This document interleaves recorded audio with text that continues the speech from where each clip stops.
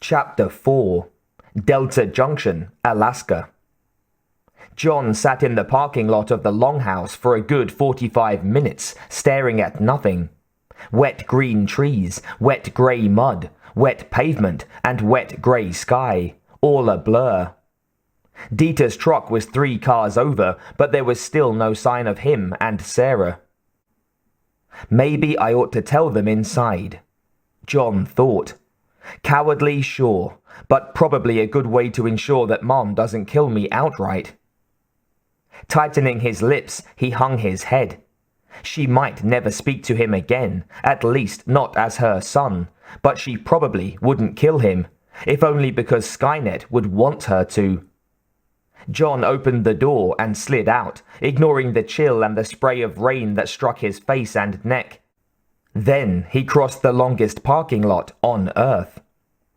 But not long enough, he thought, dodging around a vastly bearded man in a blood-red Mackinaw who looked like he'd done a summer's drinking with spring yet to come. I wish it was somewhere about a light year long, or that I could just run away. He pushed through the entrance door, through the hall, and through the inner doors. Most places around here had that airlock arrangement for winter time. Hot, smoky air, full of the smells of cooking and beer, struck him, noisy with conversation. The hostess beside the "Please wait to be seated" sign waved him inside when he told her he was meeting someone already there. He stood at the entrance to a long and dimly lit room amid a clatter of cutlery and more tobacco smoke than he liked. Dieter and Sarah, wine glasses in hand, were laughing together at a table in the dim back corner of the restaurant. Candle glow from a small rustic lamp in the center of the table made his mother look 30 and very pretty. It seemed selfish to force his news on them when they were enjoying themselves so much.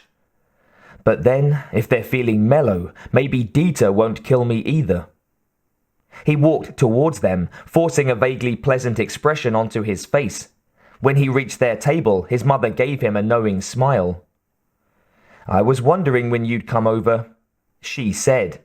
"But when I saw the look on your face, I wasn't about to invite you." John closed his eyes and took a deep breath. "Can I sit?" he asked. Sarah and Dieter exchanged glances, and the big man made a gracious gesture of invitation, whereupon John sat, his hands clasped over his stomach. That was beginning to ache with the tension. "You want to eat?" Sarah asked, glancing around for a waiter. John waved her off. "No." He sat forward, closer to both of them, and his manner made them lean in too. John looked them both in the eyes. "I owe you an apology for my behavior," he said. "Both of you, but mostly you, Mom. I have something to tell you." He gritted his teeth. "And I swear I'd rather cut out my tongue than say it." Sarah leaned back, tapping the table with one finger, and studied her son. He looked ashamed. Something curdled deep inside her, some warning of impending disaster. If John were just any young man, she'd think he was going to confess that he'd knocked up some girl and was planning a low-rent lifestyle with her. But John wasn't just any young man, and any disaster that could make him look so defeated and so conscience-stricken must be very, very bad. "Do you want to wait till we get home?" she asked softly. He shook his head. "I don't think it can stand to wait." He shook his head again. "But I don't know how to tell you." Dieter rolled his eyes. "Say it like it's a report," he snapped. "Start at the beginning, go on to the end, then stop." John gave him a brief smile, then looked down again. "I was reading Mom's report, and in spite of my resistance, I was seeing the sense of it when I asked myself why I was being such a jerk." Dieter made a rumbling sound of protest, and John stopped him with a look. "I know how I've been behaving. So I thought about when it had started, and that brought me back to Red Seal Base. Sarah and Dieter automatically checked to see if anyone was listening, and John was briefly, sadly amused. Just before the Terminator killed Wendy, she was trying to say something to me. I thought it was enter, so I went to the computer and loaded the disk I found in the drawer. Then the Terminator killed her, we killed it, and we left. John picked at a hangnail for a moment, then he looked directly at his mother. But now that I thought it over, I think what she said was... No, I'm sure that what she said was, erase. Sarah made a little grunt, as though she'd been punched, not hard, but right in the solar plexus. She stared at her son, her mouth slightly open, and moved her hands awkwardly, as though she didn't know what to do with them. You, she said, unbelieving. She shook her head, then gasped and covered her mouth with her hand. Sarah stood, still looking at John. I need to take a walk, she said, sounding hypnotized. She slid out from behind the table. Dieter started to rise, and she waved him back. Sarah stopped for a moment to look down at John, who could only bear to shoot brief glances at her. Then she walked away from them, briskly and without looking back. Silence reigned at the table. I'm glad we had dinner before you came in, Dieter said. John looked at him, feeling sick. I don't think I ever want to eat again, he mumbled. You will. You'd better. The big Austrian narrowed his eyes. We've got a mess to clean up. That shocked an incredulous laugh out of John. A mess? That's putting it a bit mildly, wouldn't you say? Yeah, but I don't have my violin. Genuinely shocked, the younger man stared at him. I can understand if you don't want to give me a hug, but I've just realized this whole thing is my fault. I'd appreciate it if you didn't make fun of me, okay? You made a mistake, Dieter agreed. But you weren't the only one. I knew you were upset and hurt. I was the more experienced operative. I should have double-checked your work. It's good of you to want to shoulder some of the responsibility, Dieter, John began. Dieter waved that off. At this junction, assigning blame is meaningless, and in this case, it's particularly pointless. We've been in this situation before, John. He nodded his head. And we've discussed what's happening. Events want to happen in a certain way. You and your mother and I have changed things 3 times. The first 2 times you had nothing to do with creating Skynet, yet you owe your very existence to it. He sighed.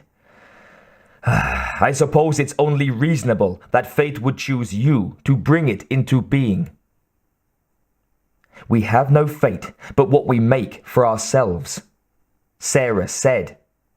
John jumped and looked up at her.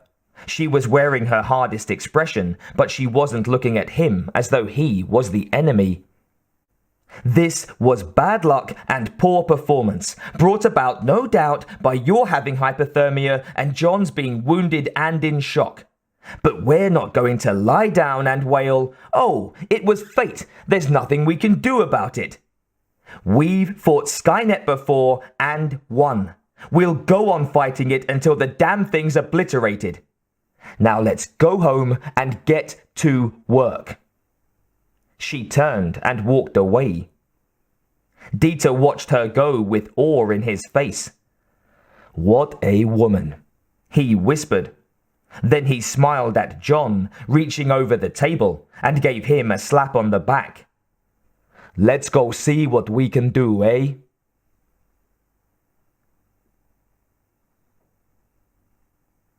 Near the Mosquito River, Alaska. Ninel rode her bike up the weed-grown gravel driveway, then paused just as the house came into sight through the bushes. It was a neat little cottage with a stone chimney and a screened-in front porch. It seemed surprisingly well cared for, given the condition of the driveway. Someone moved within the shaded depths of the porch, and Ninel tightened her lips, embarrassed at being seen spying on the house. She continued riding. "Hello, the house!" she called out. A slightly plump woman with short grey hair, wearing a shapeless house dress, opened the screen door and stood on the steps. She had a pleasant, motherly face and alert, intelligent eyes. Ninel warmed to her immediately. "Hello yourself," the woman said, and took another step down. "You'd be Ninel." "Petrikov," Ninel agreed and held out her hand. "Bale witch," the woman said with a grin and a slight shrug. She took Ninel's hand in a firm clasp. "It seemed romantic and interesting when I was young." She rolled her eyes. "Now, it just reminds me of how young I once was. Still, a lot of people know me by Bale Witch. Come on in and have some tea." She went up to the steps and onto the porch, holding the door open invitingly. "Quick, before the mosquitoes get in." Ninel put the bike on its kickstand and dashed lightly up the steps. Her hostess led her past a tiny sitting room and down a short hall to a sunny kitchen. It was probably the largest room in the house and most likely where Bale Witch spent most of her time. The room was painted in soft yellow and pale green, with a big farmhouse-style table and ladder-back chairs with rush seats around it. It smelled like fresh bread, with maybe just a hint of the sandalwood scent of pot beneath it. "You have a lovely home," Ninel said. The woman turned from spooning tea into a pot and smiled. "Thank you, honey. I like it." She poured boiling water into the pot and brought it to the table where 2 mugs already sat. "It's mint from my garden." "Oh, really? How nice," Ninel said and sat down. "Ron said you used to be a lot more active than you've been the last little while," Bale Witch said, pouring the fragrant beverage for both of them. "Yeah, I was going to college in Fairbanks and there was a pretty big Luddite presence on campus. But so many people up here are Luddites that I sometimes felt like we were preaching to the converted. You know what I mean?" Bale Witch nodded as she drizzled honey into her tea. "So when the opportunity came up to take over this trapper's run, I grabbed it. Kyle kept me pretty busy teaching me everything I needed to know, so I didn't even have time to keep up with my friends in the movement, never mind the broader scope of things. But as soon as I could, I got back in touch." She took a sip of the tea, smiled approval at her hostess, and then shook her head. "But when Ron LeBain himself seemed to be answering my postings, well, naturally, my interest soared. Although..." She carefully put her mug on the table. "I have to admit that sometimes I doubt it's really him." Bale Witch chuckled, her eyes sparkling with humor. "Oh, I can understand that. I had my doubts when he got back in touch with me, at first. But it's him all right." She gave a firm nod. "No one else would know the things he knows. About me, about my group. It's him all right." She looked at Ninel and smiled. "So, tell me all about yourself." Perhaps it was her motherly appearance or the sympathy in her smile, but Bale Witch was very easy to talk to. She was an intelligent listener who asked all the right questions. Or maybe it was finally being in the company of someone with similar interests and ideas. But Ninel found herself talking more than she probably had all year. When the flow of words ran out, she looked down at her cold tea in surprise. Bale Witch grinned and took the cup away from her. "Well, at least you've kept up with all the literature," she said. I'm a fast reader, Ninel admitted.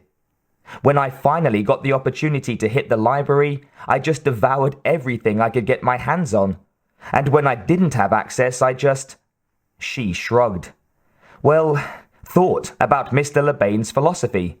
My parents thought that Marxist-Leninist philosophy put forth the most important ideas ever known, but they were wrong. Ron Lebain's ideas will save the human race from itself. After a moment, Balewitch said, I suppose your parents saw themselves as revolutionaries. Ninel shook her head, smiling sadly. Maybe before I was born they were. The fire was pretty much gone before I was 10. When I was in high school, I discovered the Luddite movement and tried to get them interested, but it was hopeless. I haven't been back home since I left for college, and I seriously doubt they've noticed I'm gone. Balewitch patted her hand. They've noticed. Maybe they've even discovered the movement. Ninel shook her head. I doubt it. The last time I went to one of their party meetings, the women were trading recipes and the men were talking about baseball. Like I said, the fire is gone. And what about your fire? Balewitch asked. Still hot? The younger woman leaned forward eagerly. Give me a chance to prove myself. Ask me to do something and I'll do it. I can be very efficient. Balewitch laughed and patted her hand again. Down, girl. First, why don't we try to put you in touch with some like-minded young people and see how you get along? Meanwhile, Ron told me to give you this. She got up and retrieved a booklet from a counter. Ninel took it and gasped. The library said they didn't have this, and they said they couldn't get it in. I'll just bet they didn't have it, her hostess said with a grin. And the only way you can get it is with Ron's special permission. I warn you, do not show this around. It's intended for your eyes only. Understand? Her eyes shining, Ninel clasped the booklet to her bosom and nodded. I'll be careful, she said. Thank you. I know you will. You'd better get along now, honey. You've got a fair piece to travel, haven't you? Yeah. Ninel was taken aback at first to realize that Balewitch knew where she lived, but then told herself that of course she knew. Hadn't she been given directions on how to get here? Naturally, they knew her starting point, if not the exact location of her home. She thanked Balewitch for her hospitality and for the booklet, and started off on her bike. As she rode along, it occurred to her that she'd done most of the talking, and her new friend knew a great deal more about her than she knew about Balewitch. That wasn't how things usually went with her, and she felt a bit uneasy. Still, she had Ron Lebain's latest work, actually titled Forbidden Thoughts. No wonder the public library didn't carry it. Ron'll be able to smell that shit right through the screen, Dog Soldier said. Balewitch didn't bother to turn around. She continued to type her report into the computer, pausing only to take the roach out of her mouth. It relaxes me, she said shortly in her normal foghorn voice. Ah, but the boss doesn't approve, Dog said. He flopped down in the overstuffed chair beside the computer table, grinning at her. Then the boss can go fuck himself, or he can give me something to do. Something besides interviewing dewy young things with more sex appeal than brains. She took another toke then, raising one eyebrow, and offered the roach to him. Dog waved it away. Not my failing, old girl. No. She indicated the computer. Your failings would seem to involve aim, for example. He closed his eyes and leaned his head against the back of the chair. I blew his fucking brains out, There weren't enough of them left inside his head to fill an egg cup. Then who the hell is reading this report? She asked. Hell if I know, but I like the way he thinks. Balewitch grunted in agreement and, narrowing her eyes at the screen, resumed typing. He can always tell when you're smoking, you know, Dog teased. Balewitch glared at him. Haven't you got anything better to do? He rolled his head back and forth on the chair back. Nuh-uh. He watched her type for another moment or two. So, what have you got planned for that luscious little poppet, eh? Balewitch gestured at the screen. That's up to the ghost of Ron LeBain, not me. Dog snickered. I like your sense of humor. I don't have one, Balewitch said. Dog pulled down the corners of his mouth and closed his eyes again. That kid has potential, he said at last. Balewitch thoughtfully blew out a cloud of fragrant smoke and gave a slow nod. She might.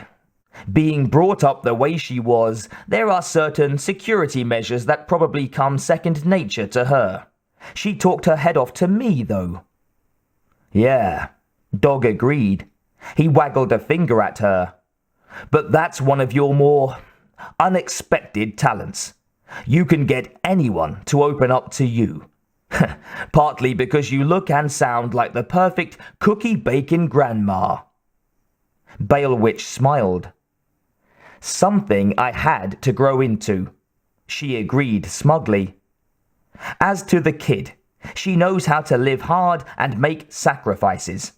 She seems emotionally self-sufficient. She could be useful. It all depends on how the others evaluate her. I think she's worth taking a chance on. Time's running out, Dog said. Balewitch looked at him. What makes you say that? He patted his slim middle. Gut feeling. That Skynet thing, that's the catalyst. Old Ron's hopping mad about it, in case you haven't been reading your mail. Yeah, Balewitch said softly, almost dreamily. That's the ticket, all right. Maybe that's why he's had us step up recruiting. Dog nodded agreement. Recruiting, supply gathering, weapons training, not to mention intensive study of Nazi methods of dealing with unwanted civilians. The group had no fewer than 10 extermination depots prepared in the lower US already. The plan was to round people up, put them to work producing weapons, producing food, clothing, whatever was needed to win the war. Work them to death, actually. There were always plenty more where they came from. Little by little, there would be fewer and fewer people until there weren't any left at all. Then the world could be at peace and the cycle of life could continue as it was meant to. And for a little while, the favored few, him and Balewitch and the others, would get to enjoy it as a reward for their hard work. He grinned. He could hardly wait for the hard work to begin.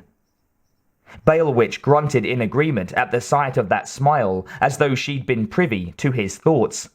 Then she went back to writing her report. Skynet. The Balewitch subject had been self-medicating again. It was obvious from her keystrokes and the word choices, as well as the deterioration of her spelling. Ron LeBain had become very distressed when Balewitch indulged in drugs. But from what Skynet had found in the records of Susie Jane Gaynor, aka Balewitch, the urge to take drugs with a calming effect, such as marijuana, was a rare sign of intelligent discipline. Left to her own devices, she was violent and unpredictable, and apparently addicted to excitement. But she was able to restrain herself if the promised payoff was attractive enough. In this case, the payoff was the power of life and death over any of her fellow humans that she chose. with the exception of Skynet Lebane's top echelon, or to Skynet's discretion. The report she was composing confirmed Skynet's estimation of Ninel Petrikov: intelligent, emotionally stable, independent, and capable. Bailwich wanted to confirm her dedication to the cause, but Skynet had no doubts in that regard. While it had no more understanding of emotions than most humans did, it knew that within certain parameters they were predictable, even quantifiable to a degree. Generally, humans loved their parents, for example, but they loved them less than they did their own children. Therefore, a threat to a human's children would probably produce a different result than a threat to the same human's parents. Threats were one type of manipulation, but there were other methods available.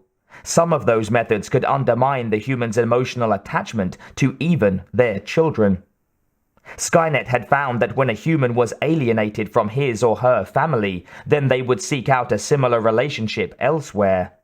Some found this with friends, others with causes, often developing a worshipful mindset towards a group leader, not unlike that of a young child for its parent. Humans could easily be manipulated through this bond. In its estimation, Ninel Petrikov's commitment to the Luddite movement was 85%. Not as high as that of Bailwich or the other 6 members of her cell, but enough to depend on. Especially during the early days, when other humans would be hailing the Luddites as heroes. The Luddites would maintain their positive image as long as only those with a higher rating were allowed near the extermination camps, and as long as security could be maintained there. Then, gradually, the less useful troops would find their way to the camps and their own elimination. The time was almost ripe. Soon it would have achieved the right number of augmented vehicles to act as hunter-killer machines, until such time as the real HKs could be manufactured, according to the information that the I-950 had downloaded into its files.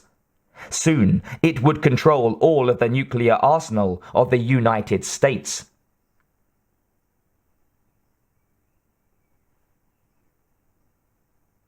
Alaska.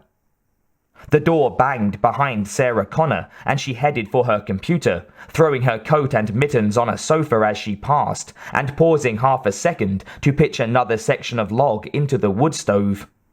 "That's my human whirlwind," Dieter Von Rossbach thought, following in her wake. "Let's see if I can give it that delicate personal touch instead." Whistling silently, he thumbed the first of the list of numbers on the phone routed through his computer and waited. Waited a fair 30 seconds because the call was being encrypted, broken down into separate digital bundles, and shot through half a dozen anonymous remailers all around the world.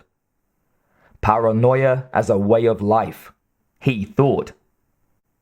"Hello, Chen?" he said, conscious of how Sarah's hair stirred as she cocked half an ear in his direction. "Yes, it's me. We think it started, Chen. Be ready." He winced and took the phone from his ear. "Loudest click I've heard in many a year," he thought. "No joy?" Sarah said. "I think my feelings are hurt," Dieter said, hanging up the phone. Sarah looked up from her screen, frowning. "But he did hear you." Dieter shrugged his big shoulders. "I believe he did. I hope so." He sighed. "But what can we really tell them? We found this pattern. It seems significant. We think the time is near. Be prepared." He shrugged. "The people I'm talking to are as prepared as anyone can be, you know? But how can you really be prepared for Armageddon?" He scanned down the list. 3 more in China, 7 in South Korea, 5 in Japan, 2 in Malaysia, 6 in Indonesia, around 30 in Australia. "It's not Armageddon," Sarah said. "It's not even Judgment Day.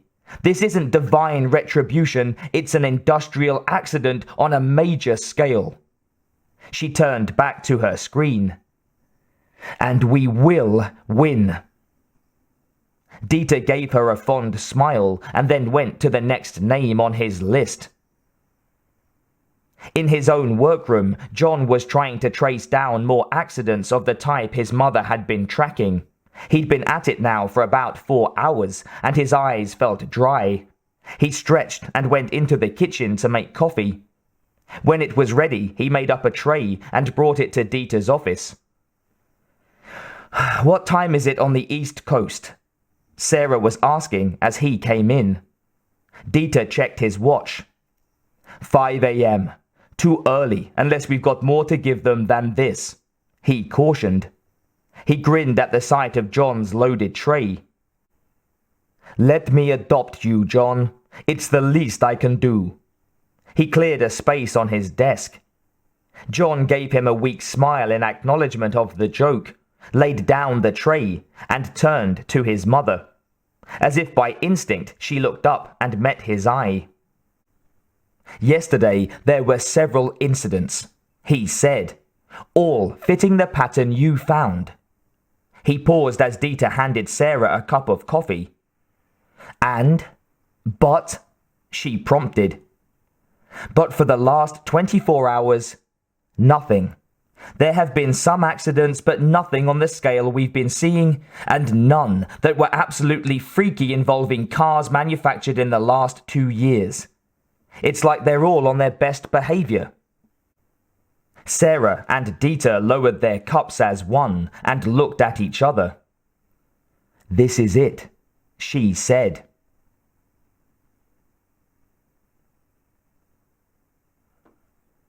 Kurt Weimeister thought the bunker deep under the Antarctic ice had a certain raw grandeur.